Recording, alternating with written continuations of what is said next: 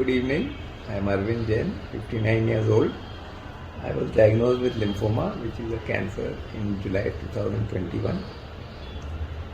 I have received the following 3 benefits. Number 1, there is no growth in the cancer in the last 6 months.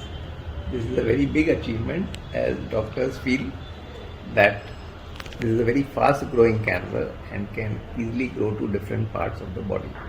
That was number 1. Number 2, I had a problem of constipation, which is totally resolved, and now I have regular and clear motion every day, and it is very satisfying.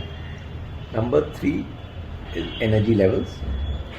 Energy levels being witnessed are good and much better than it was in the past. So all the 3 parameters have been very successful, and a big thank you.